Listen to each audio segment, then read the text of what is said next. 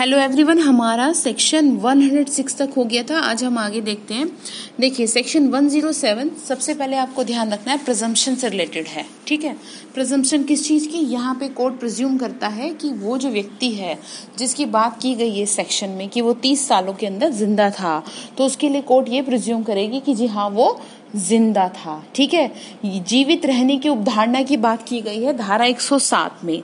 जैसे कि मैंने आपको बताया कि अगर क्वेश्चन ये उठता है कि कोई एक आदमी, ठीक है, जिसको कि 30 सालों से ये देखा जा रहा था कि वो जिंदा है, ठीक है, या फिर क्वेश्चन ये है कि वो मर गया है, अगर बात ये आ जाती है कि वो जिंदा है या वो मर गया है, तो जो ये कहता है कि जी नहीं वो तो मर गया है, तो सबसे पहले उसी व्यक्ति को ये प्रूव करना होगा कि जी वो मर गया, तो वो उसकी डेथ को सबसे पहले प्रूव करे। ठीक है, जिसने कहा सबसे पहले तो उसे ये प्रूव करना है। बर्डन ऑफ प्रूफ उसी के ऊपर आएगा जिसने कहा कि जी नहीं वो मर गया।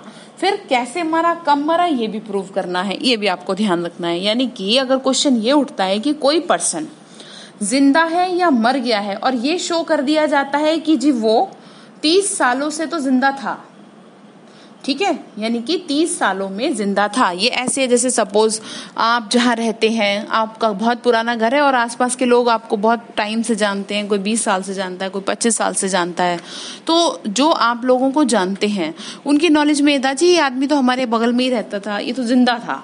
ठीक है, या रिश्तेदारी है हो सकती है, रिश्तेदारी में पता ही रहता है कि कौन जिंदा है कौन मर गया है। तो अब जब बात ये आ गई, ये शो कर दिया जाता है, ठीक है, कि वो मर गया है, 30 सालों में तो ठीक था, जिंदा था, तो इस बात का जो बर्डन ऑफ प्रूफ है वो उसी पे होगा जो इस फैक्ट को अफर्म कर रहा है, जो ये बात कह रहा है कि जी वो मर गया है। इतनी बात क्लियर? तो जो कह रहा है ना मर गया है, तो वही क्या करे, इस बात को साबित करे।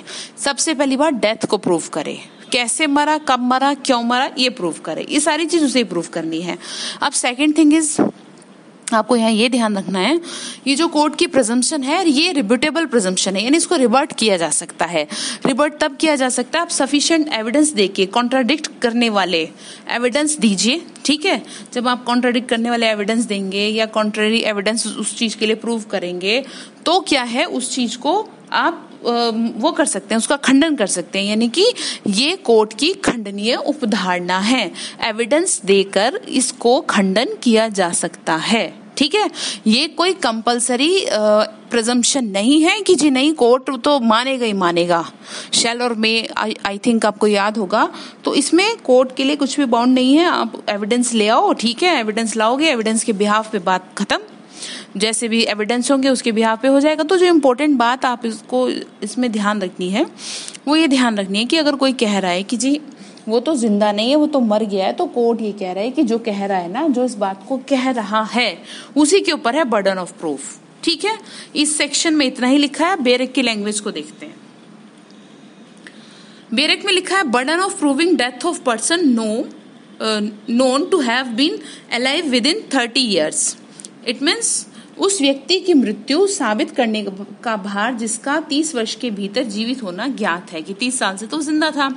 when the question, जब क्या है, जब क्वेश्चन उठे, when the question is whether a man is alive or dead, कि वो मर गया है या जिंदा है, and it is shown that he was alive within 30 years, the burden of proving that he is dead is on the person who affirm it। यानी कि जब प्रश्न ये है कि कोई मनुष्य जीवित है या मर गया है, तो और ये दर्शित किया गया है कि वो तो 30 सालों से जिंदा था, तो यह साबित करने का भार कि वो मर गया है उस व्यक्ति पर है जो प्रतिज्ञात कर रहा है, जो उस बात को कह रहा है।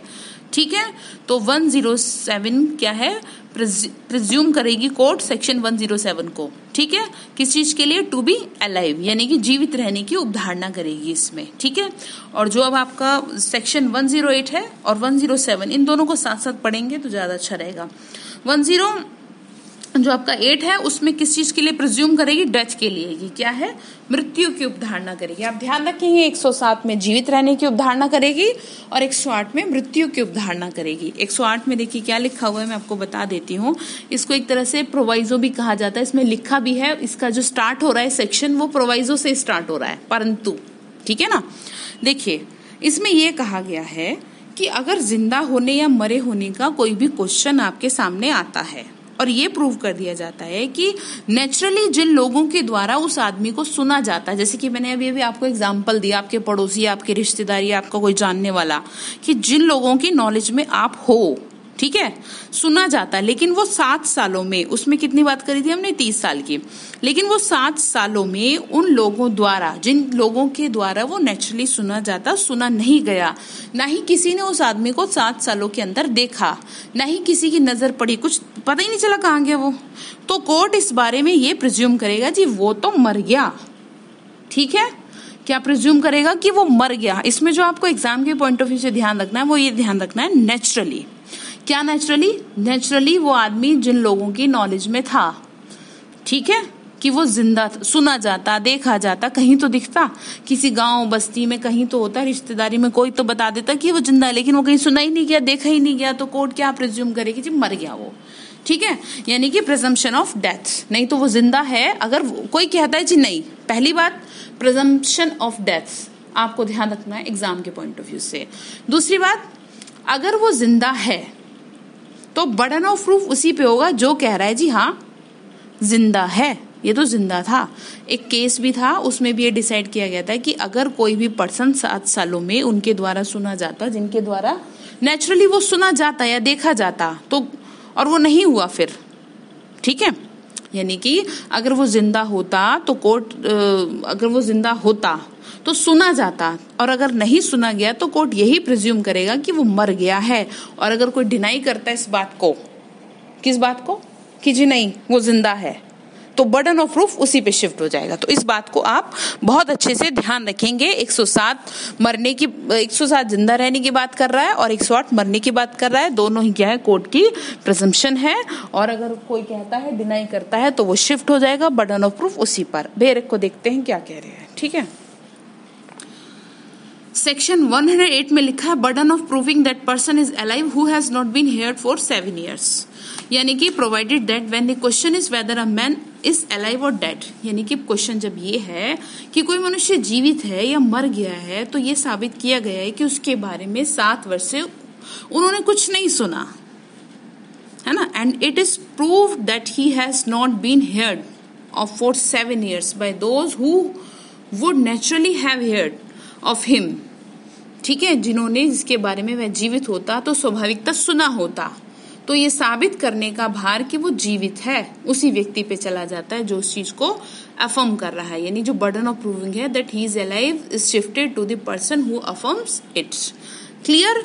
अब इसमें जो आपको ध्यान रखना है वो ये ध्यान रखना है, एक केस था SR अम्बेडकर वर्सेस भारत संघ, 1993 का केस था, जिसमें कि जो मैंने अभी बात आपको बताई वही थी, कि जिसमें ये कहा कोर्ट ने कि 7 वर्ष से अगर नहीं सुना गया तो कोर्ट यही प्रिज्यूम करेगा जी वो मर गया। It means the person who has not been hear of for 7 years should be presume to be dead. Clear? आप इस चीज को ध्यान रखिएगा कि 7 साल से नहीं है कहीं जिंदा, कोई कहता है तो भाई तुम ही साबित कर दो, हम मान लेंगे। ठीक है, बाकी हम आगे देखते हैं।